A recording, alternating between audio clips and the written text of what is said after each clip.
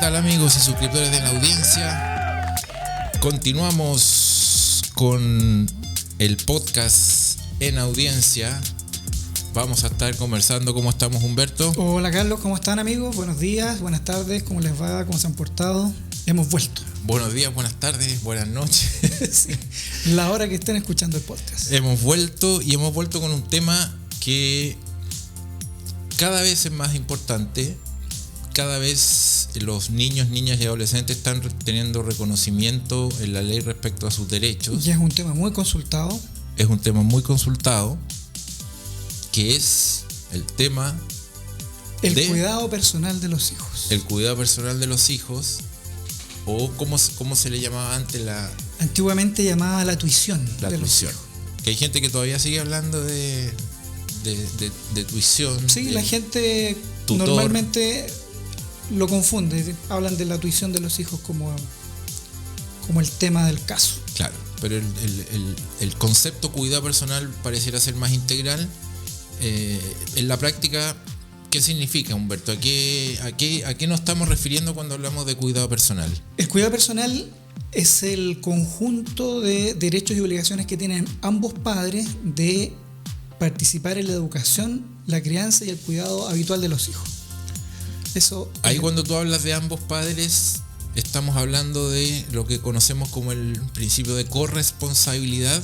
El principio de corresponsabilidad, justamente, que lo estableció la ley para generar una equidad respecto de cómo deben los padres participar de esta situación de la crianza de los hijos. Es decir, ambos padres son llamados en forma conjunta, activa, equitativa y permanente, como dice la ley, a ejercer la crianza y educación de los hijos. Claro, y de hecho la regla para la ley es, bueno, si los padres viven juntos y viven con sus hijos, ambos tienen los mismos derechos y obligaciones respecto del cuidado personal de los hijos. Ya. O sea, de participar de la educación, de la crianza y el cuidado habitual. Ahora, ¿qué pasa si los padres no viven juntos? Si los padres no viven juntos, entonces ahí hay que hacer algunas distinciones. Nos vamos por la buena, digamos. Ya. El mejor escenario, y aquí vamos a aprovechar de despejar algunos mitos, el mejor escenario, si los padres están separados y quieren ver el tema del cuidado de sus hijos, es lo que se llama el cuidado personal compartido. Ya. Y ahí está el mito que Carlos nos va a decir cuál es el típico mito de la gente. El típico mito de que muchas veces nos llaman y nos dicen que quiero demandar el cuidado personal compartido. Claro.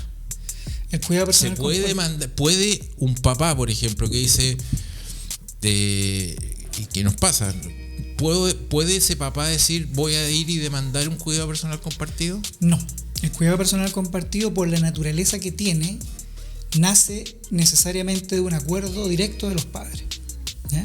¿Qué significa el cuidado personal compartido en la práctica? El cuidado personal compartido en la práctica quiere decir que, aunque los padres están separados, ellos establecen un régimen o una fórmula por la cual se reparten de una forma equitativa los cuidados y la crianza de los hijos durante un determinado espacio de tiempo. Ya, es decir, ambos padres van a vivir con sus hijos. Exactamente. En tiempos distintos. Claro. Los acuerdos típicos generalmente se ocupa como base temporal el mes, digamos. ¿Ya? Eso no hay ninguna regla que lo diga así, ¿ya? Pero lo típico es que se plantea como el mes, donde lo reparten o por semana o por quincena. Entonces el cuidado personal compartido quiere decir que los hijos van a vivir con uno de los papás y después con el otro, o semana por medio o cada 15 días, que sería una fórmula en la cual los hijos estarían generando vínculo y manteniéndose con ambos padres con una menor incomodidad. Claro, ahora el ideal teórico en el que se pone la ley, que en la práctica no es muy factible, al menos en la legislación chilena, en otros países sí, es lo que se llama o conoce como régimen de residencia, en donde los niños permanecen fijos en un domicilio, en una casa, y son los padres los que rotan. Claro. Es decir, 2 semanas está el papá, sale el papá, entra la mamá. Acá en Chile el régimen es el inverso, digamos. El inverso, los niños son los que se desplazan y como dices tú, no hay un tiempo establecido. O sea, podría llegarse al absurdo que fuera diario, que un día vivan con el papá, un día vivan con la mamá, o que una semana vivan con el papá, una semana con la mamá, o que 15 días con el papá, 15 días con la mamá, o un mes con el papá, un mes con la mamá. Ese va a ser más o menos el estándar al que la práctica nos ha contado, digamos, ha sido más o menos mensual, ¿no? Ha sido mensual. Sí, el término temporal ha sido el del mes, que es como lo más práctico. Ya. Ahora, en el caso de haber cuidado personal compartido, quiere decir que cada padre se va a hacer cargo de todas las obligaciones que conlleva este régimen durante el tiempo que los hijos están con él. Claro. Que los hijos están con él, por lo tanto ese padre va a estar a cargo de los gastos, la alimentación. Y llevarlos y traerlos del colegio, ayudarlos a hacer las tareas, todo lo que eso implica. Ahora, ¿qué pasa si no existe este cuidado personal compartido, no existe un acuerdo en la materia y los padres están separados? La regla general, ¿qué dice la norma respecto a la regla general? ¿Quién ejerce el cuidado personal cuando los padres están separados? El cuidado de los hijos hoy día, y es bueno hacer la distinción respecto de lo que decía antes, cuando los padres se separan, el cuidado hoy día por defecto queda con el padre o madre con el que ya conviven. ¿Ya? A diferencia de la ley previa a la reforma que planteaba que padres separados, los hijos se quedaban con la mamá. ¿Ya? O sea, la ley le da una preferencia a la madre como regla general de mantener el cuidado personal de los hijos. Y dado que hoy día la regla es la corresponsabilidad y la coparentalidad, entonces hoy día se cambió y la idea es, no vamos a cambiar una situación de hecho. Si los niños viven con el papá, se quedan con el papá. Si viven con la mamá, se quedan con la mamá. Y ese sería el acuerdo por defecto. Se decía que la regla general anterior de que los hijos pertenecían, no pertenecían, bueno, se entendía un poco así, mantenía el cuidado personal con la madre, decía relación con razones de origen de biológicas, digamos. Claro. Es decir, sobre todo con los hijos muy chicos. Con los niños dependientes físicamente de la madre. Se entendía que había una dependencia, por ejemplo, en la lactancia, en la alimentación. Entonces se entendía que de alguna manera eso podía hacer suponer de que un niño desarrollaba un mayor vínculo con su madre y por lo tanto en caso que los padres se separaran era aconsejable, se entendía así, se quedaran con la mamá. Que se quedaran con la mamá y que hubiese esta suerte de continuidad biológica con la madre. Hoy día la norma no distingue, es una decisión o una postura neutra la de la norma en decir que los niños o ejerce el cuidado personal aquel de los padres con quien el niño conviva. Por lo tanto, si a la separación el niño sigue conviviendo con la madre, será la madre la que ejerce el cuidado personal, pero por esa razón, porque sigue conviviendo con él. Si los niños siguen a la época de la separación conviviendo con el padre, será el padre el que ejerza el cuidado personal por el hecho de esa convivencia. Y la ley también plantea la posibilidad de que los padres formalicen la situación del cuidado personal. ¿Cómo? Radicándolo en uno de los padres en particular, o sea, estableciendo que va a ser el padre el que queda a cargo, o la madre, o el cuidado personal compartido. Y eso se tiene que hacer formalmente a través de una escritura pública en notaría o a través de un acta ante un oficial del registro civil, y eso se subinscribe en la partida de nacimiento de los hijos, donde va a decir entonces que el cuidado personal del niño está a cargo de el papá, la mamá o compartido. Ya, eso sería por la vía de un acuerdo. Eso sería siempre por la vía de un acuerdo. ¿Qué pasa si no hay acuerdo en quién va a ejercer el cuidado personal de los niños y en el hecho está siendo, por ejemplo, ejercido por la madre y el padre entiende o pretende que debe ser ejercido por él el cuidado personal, o al revés, que los niños estén bajo el cuidado personal del padre y la madre pretenda o entienda que los niños debiesen estar bajo su cuidado personal? ¿Cómo se llega a eso? ¿Cómo se sale de ahí? Bueno, lo primero es que, como evidentemente acá no hay acuerdo y por lo tanto tiene esto todavía lo logra un litigio, lo primero es pasar por mediación familiar. ¿Ya? Hay ciertas materias, entre las cuales está el cuidado personal de los hijos, que si no hay acuerdo entre los padres y se quiere solucionar este asunto, primero deben ser sometidos a mediación. ¿Ya? O sea, el padre interesado en cambiar o radicar en su persona el cuidado personal de manera formal, tiene que acudir a un mediador familiar.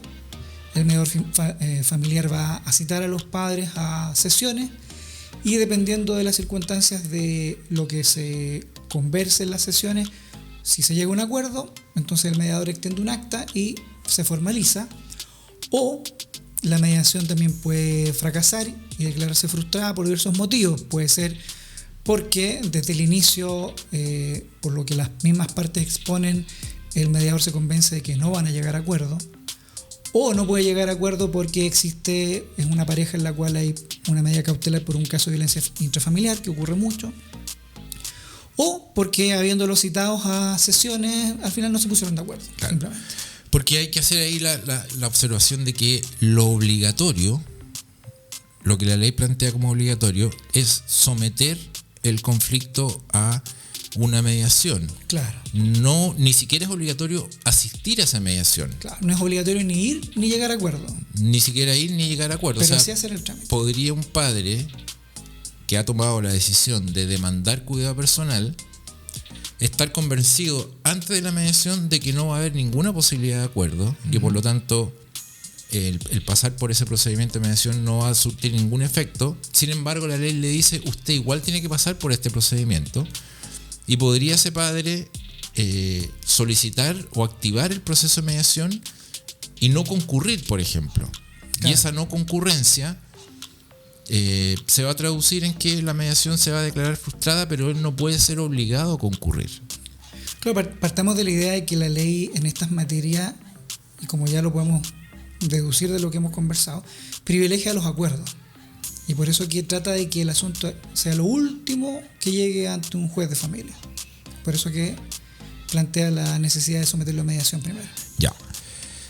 Como tú dices, en el caso que ambas partes concurran, en el mejor escenario de la mediación, ambas partes concurren y el mediador, que por supuesto los mediadores tienen técnicas y conocimientos para intentar que las partes lleguen a un acuerdo. Supongamos que el mediador logra que las partes lleguen a este acuerdo, ese mediador va a levantar un acta, como decías tú, y esa acta la va a enviar al tribunal, el tribunal la va a revisar, la va a autorizar, porque tiene que cumplir con ciertos parámetros, digamos, no se podría establecer un absurdo dentro de esa acta. Claro. El tribunal va a verificar que cumpla con parámetros que los niños estén debidamente protegidos en ese acuerdo, y esa autorización y por ende esa acta de mediación va a ser elevada a la categoría de una sentencia. Claro. Opera como un equivalente jurisdiccional y por lo tanto va a tener toda la fuerza que hubiese tenido una sentencia. Ahora, en el caso de que, habiendo concurrido ambos padres, o bien no habiendo concurrido alguno de ellos, o bien no habiendo concurrido ninguno de ellos a este procedimiento de mediación, o bien existiendo, como decías tú, una medida cautelar por una causa de violencia intrafamiliar, en ese caso el mediador va, habiendo cumplido con las solemnidades que la ley le dice, cite 2 veces, en fin, el mediador va a extender un certificado de mediación frustrada, donde va a decir que tal persona ha sometido a mediación tal conflicto por tal materia, se han citado las partes, estas no concurrieron y no hubo acuerdo, o no pudieron concurrir porque existen medidas cautelares vigentes y por lo tanto no existe posibilidad de juntarlos a ellos. En ese caso, ese mediador va a extender este certificado de mediación frustrada, y con ese certificado de mediación frustrada recién se va a poder ingresar, con el patrocinio de un abogado, una demanda al Tribunal de Familia por cuidado personal. ¿Qué pasa ahora en este escenario? Bueno, si el asunto ya no tuvo ninguna posibilidad de llegarse a acuerdo, entonces estamos en terreno judicial. ¿Ya? Presentada la demanda y comenzado el juicio, el tribunal va a tener que ponderar entonces los argumentos de la persona que demanda, de por qué motivos o razones tendría que ser más conveniente que los niños vivan con él y no con el otro padre. Y ahí aparecen ciertos factores que el tribunal tiene que tener a la vista para poder establecer el régimen, y también un par de restricciones. Respecto a las restricciones son dos. Una es que el tribunal no puede fundar el cuidado personal de los hijos exclusivamente en el factor económico. ¿Ya? Que muchas veces se piensa, o quien está demandando cree... Claro, que porque tiene mejor situación económica, claro, le toca el cuidado yo personal. tengo un mejor lugar, yo claro, tengo un trabajo estable y por lo tanto gano dinero, y en cambio la otra parte, no sé, es una dueña de casa y no tiene una estabilidad económica. No puede ser ese un factor. No puede ser el único factor. El único factor. Y el otro factor que está prohibido a la ley, por la ley, para que el tribunal establezca un régimen personal de cuidado personal, es que se funde en motivos de raza, etnia, nacionalidad, orientación sexual o expresión de género, o incluso apariencia personal o cualquier otro motivo discriminatorio. Ya, esta modificación o este aspecto que tú dices es una modificación que se introdujo el año 2021. Así es. Desde entonces que no se puede establecer, o sobre la base de esos elementos no se podría establecer un cuidado personal. Veamos qué factores hoy la ley dice que se deben considerar, que el tribunal debe considerar a la hora de desplazar el cuidado personal de un padre a otro. En primer lugar, Humberto dice la vinculación afectiva entre el hijo y sus progenitores y demás personas de su entorno familiar. Claro, todos estos factores a los que vamos a hacer referencia se ven, la ley dice que se tienen que ponderar conjuntamente. En conjunto, sí, exactamente. Bueno, la vinculación... Mira, voy a leer, ¿sí?, ese aspecto que es importante lo que tú dices. Dice, en el establecimiento del régimen y ejercicio del cuidado personal se considerarán y ponderarán conjuntamente los siguientes criterios y circunstancias. 1. La vinculación afectiva entre el hijo y sus progenitores y demás personas de su entorno familiar. Claro, este aspecto tiene que ver con el hecho de que existe efectivamente un vínculo entre el padre y la familia del padre que está pidiendo el cuidado personal. ¿Ya? O sea, no es lo mismo que llegue a pedir el cuidado personal un papá que prácticamente no conoce a su hijo. Supongamos un caso, un niño que tiene 10 años y el papá nunca ha tenido ningún contacto con él, ya aparece pidiendo el cuidado personal. Ahora, no tiene vínculo. ¿Qué pasa si la madre... Estoy partiendo de la base que es el padre el que va a demandar. Uh-huh. Que la ley no distingue, ojo, no es que el padre lo tenga que demandar, sí, siempre, puede ser el padre o la madre. Pero por la regla general que nosotros vemos, por lo general es el padre el que está demandando. Uh-huh. ¿Qué pasa si la madre, a sabiendas de estos factores, bloquea la relación entre los niños y ese padre para que a este padre le vaya mal con estos factores? Bueno, se vincula con otro factor que está considerado más adelante, que tiene que ver justamente con la actitud que tuvo el progenitor respecto de cómo el otro se relacionaba con sus hijos. Ya, o sea, no queda la posibilidad abierta de que la madre diga, bueno, voy a boicotear los factores y a través del boicot de los factores voy a hacer imposible que el tribunal establezca o desplace el cuidado personal al padre, porque como boicoteé los factores, ese padre no va a tener vínculo, los elementos, no va a tener vínculo y por lo tanto no va a poder obtener lo que quiere obtener. Claro, eso va a ser materia de discusión en el juicio, ¿ya?, desde luego. Pero se va a ponderar, ese boicot va a ser ponderado por el juez. Después, un segundo factor dice la aptitud, no actitud, de los progenitores para garantizar el bienestar del hijo y la posibilidad de procurarle un entorno adecuado según su edad. Esto es lo que ya dentro del juicio se ve o se llama, dentro de los peritajes, las habilidades parentales. ¿Ya? Este es un tema que dentro de los juicios se plantea vía peritaje, un peritaje de un psicólogo que analiza varios factores que tienen que ver con lo afectivo, con lo normativo, con lo nutricional, respecto de cómo el padre y la madre que están en este juicio se relacionan con los hijos, de tal manera de decir cuál tiene una aptitud en términos psicológicos y de estructura de personalidad, y de paternalidad, de garantía de protección para estar a cargo del cuidado del hijo. Otro factor es la contribución a la mantención del hijo mientras estuvo bajo el cuidado personal del otro progenitor, pudiendo hacerlo. Este se puede explicar mejor al revés, o sea, por defecto. O sea, A ver. si un papá, y lo relacionamos con programas anteriores, que demanda el cuidado personal, están inscritos en el Registro Nacional de Deudores, o sea, un papá que no paga la pensión, es difícil que califique bien en esta ponderación. Al revés de uno que no tiene ninguna falta y que siempre contribuye. Luego está también como factor la actitud, aquí es actitud, de cada uno de los progenitores para cooperar con el otro, aquí un poco lo que estábamos hablando recién, Claro. a fin de asegurar la máxima estabilidad del hijo y garantizar la relación directa y regular, para lo cual considerará especialmente lo dispuesto en el inciso quinto del artículo 229 del Código Civil chileno.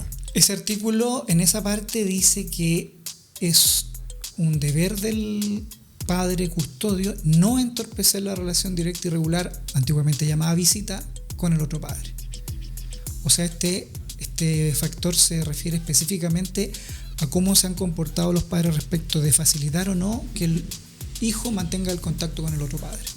Perfecto. Después dice la dedicación efectiva que cada uno de los progenitores procuraba al hijo antes de la separación y especialmente la que pueda seguir desarrollando de acuerdo con sus posibilidades.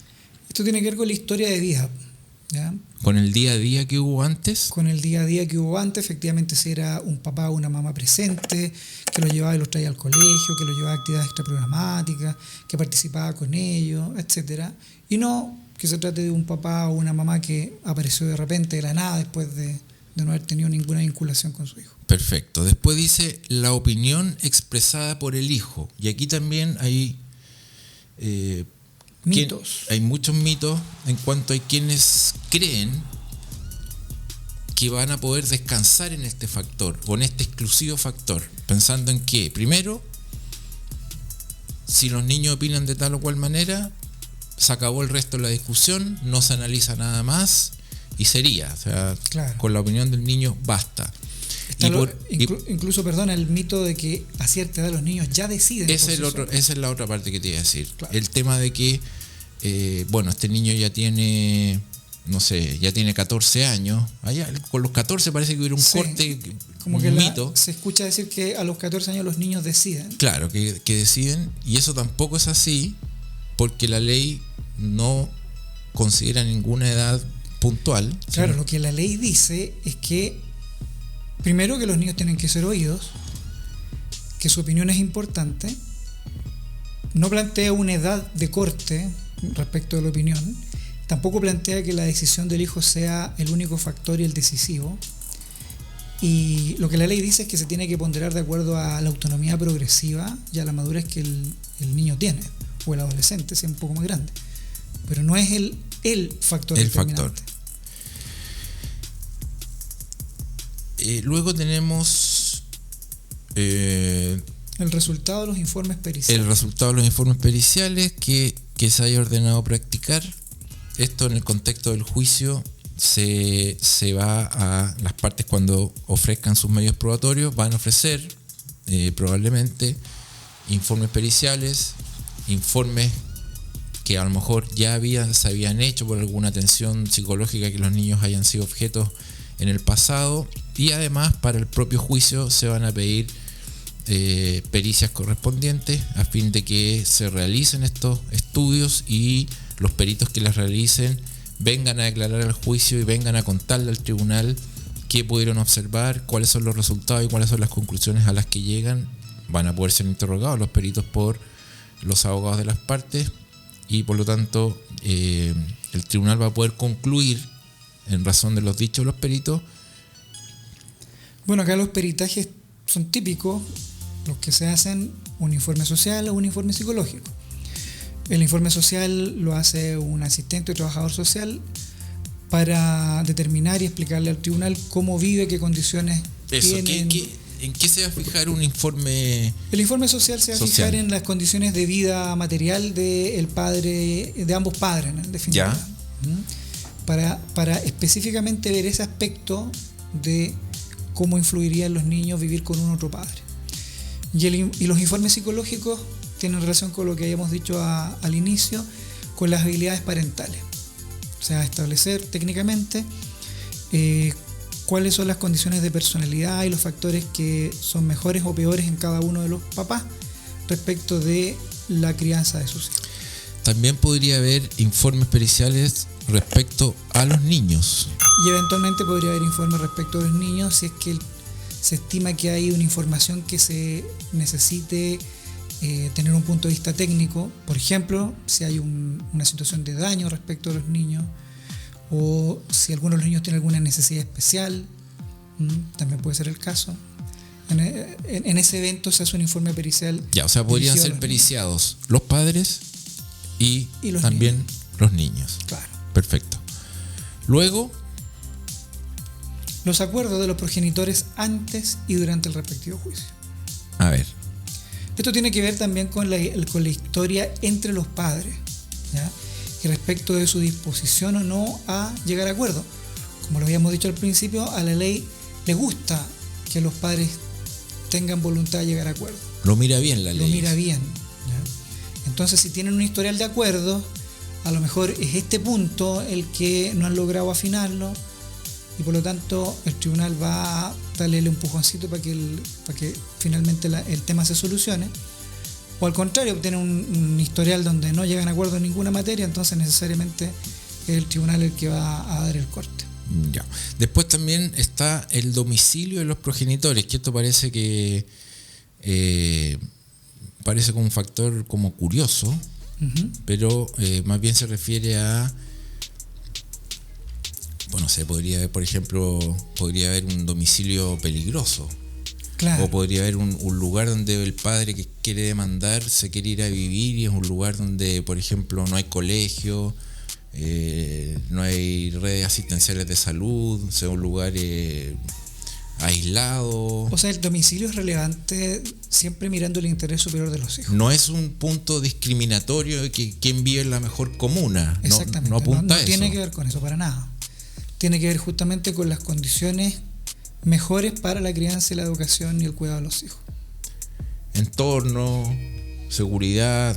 Claro. Y luego hay un elemento residual que dice que también va a ser relevante cualquier otro antecedente que sea relevante, valga la redundancia, atendiendo o atendido el interés superior del hijo. Se deja abierta la... Claro, que caben muchas situaciones. La más típica, y por eso la mencionaba un poco, era hijos con necesidades especiales. Ya. ¿No? O situaciones particulares de alguno de los padres, también podría ser. Todo eso tiene alguna relevancia. O sea, cualquier elemento del caso en particular. Claro. Que haga atendible, por ejemplo, no sé, también si es que ha habido procesos judiciales anteriores, cuál ha sido el resultado de esos procesos judiciales anteriores. Exactamente. Si hay necesidades especiales que cubrir, como decías tú, si hay alguna capacidad o discapacidad o situación del caso en particular que necesita una atención especial. Que necesita una atención especial, también se puede traer como factor y el tribunal lo va a tener que considerar. ¿Qué pasa, Humberto, digámoslo en términos genéricos, si es que ninguno de los dos padres, ni padre ni madre, están capacitados o están aptos o mínimamente aptos para ejercer el cuidado personal y hacerse cargo de sus hijos? ¿Qué pasa en ese caso? Acá la ley habla de casos de inhabilidad física o moral, ¿no? El caso de inhabilidad física es más o menos fácil de entender. O sea, si uno de los padres tiene una enfermedad grave o sufre un accidente, está en estado de coma, desde luego que no se va a poder hacer cargo de sus hijos. O moral, en el sentido de, no sé, también otro caso típico si ambos padres estuvieran presos, una condena larga, por ejemplo. ¿Ya? En ambos casos, el cuidado personal se puede entregar a otra persona competente. Puede ser una o más personas competentes, siguiendo estos mismos parámetros de los que hemos analizado y dando preferencia a los consanguíneos más cercanos, a los abuelos, a los tíos, al cónyuge o al conviviente civil si se trata de una pareja que no es matrimonio, sino que tiene un acuerdo de unión civil. Ya. Es decir, Como decían antiguamente, siguiendo la línea de los afectos. ok, o sea, hay una cierta prelación a la que el tribunal va a tener que atender. No es estricta, pero es preferible. Es preferible, y me imagino que en esta prelación también operan los factores que hemos analizado. Por ejemplo, uno de ellos, la opinión del niño. Uh-huh. Me imagino que si hay un abuelo y un tío que estén más o menos en igualdad de condiciones. En igualdad de condiciones, probablemente la opinión del niño sea un factor a considerar por el tribunal. Claro, porque puede que con el abuelo tenga un vínculo más cercano, porque lo vea todos los fines de semana y el tío lo ve casi nunca. Claro. El niño va a preferir estar con el abuelo y en igualdad de condiciones de ambos. Claro, es razonable que el niño elija al abuelo y que el tribunal elija también al abuelo. Y con eso estaríamos. Con eso yo creo que hemos abarcado lo más sustantivo del tema. Uh-huh. Estaría abarcado todos los elementos de este tema que por la normativa que sigue evolucionando en materia de niños, niñas, adolescentes, cobra cada vez más importancia. La cantidad de padres que viven separados también hace que sea relevante el hecho de con quién van a vivir los niños y la igualdad de condiciones que hay hoy día entre padre y madre, el hecho de que la ley no prefiera de antemano a la madre como ocurría antes, sino que ambos padres están llamados a ejercer el cuidado personal y en caso de no haber acuerdo, no haber posibilidades de hacerse así, bueno, se tendría que hacer por la vía judicial y la vía judicial hemos visto los factores que va a considerar o que va a tener que considerar un tribunal a la hora de otorgar el cuidado personal a el papá o la mamá. Y siempre resguardando lo que le llama el interés superior de los niños. Exactamente, siempre en vistas de el que parece una frase muy cliché, muy manoseada, estandarizada, uh-huh. Pero en buenas cuentas tiene plena vigencia y al final es el gran pilar que hay detrás de todas las decisiones de un tribunal, que deben ser lo que tú decías al comienzo. Los factores deben ser ponderados en conjunto. No se puede subrayar tal o cual factor, no puede dársele más importancia a uno y por ende subrayarlo y descartar el resto. Así es. Se tiende a pensar de que la opinión del niño es la que va a zanjar el conflicto. Y ojo con eso, porque en algunos casos podría parecer lo más cómodo. Podría parecer lo más cómodo simplemente ceñirse a la voluntad del niño. Podría parecer lo más cómodo. ¿Qué puede ser lo más cómodo cuando no hay una situación de gran conflicto o de gran diferencia entre ambos padres? Pero cuando hay muchos factores a considerar, donde hay diferencias que pueden ser radicales entre uno y otro, va a ser aconsejable a veces que el juez pase por sobre esa opinión del niño puntual, mirando el futuro, mirando el interés superior del niño, su interés superior, el daño que pueda haber detrás de esa opinión y por ende la mejor decisión para ese niño. Y yo creo que con esto estaríamos terminando el programa de hoy. Nos estaremos viendo en un siguiente capítulo con el siguiente tema relacionado, que es el que tiene que ver con la relación directa y regular entre el padre y sus hijos, antiguamente llamadas las visitas. Chao. Que estén muy bien, chao.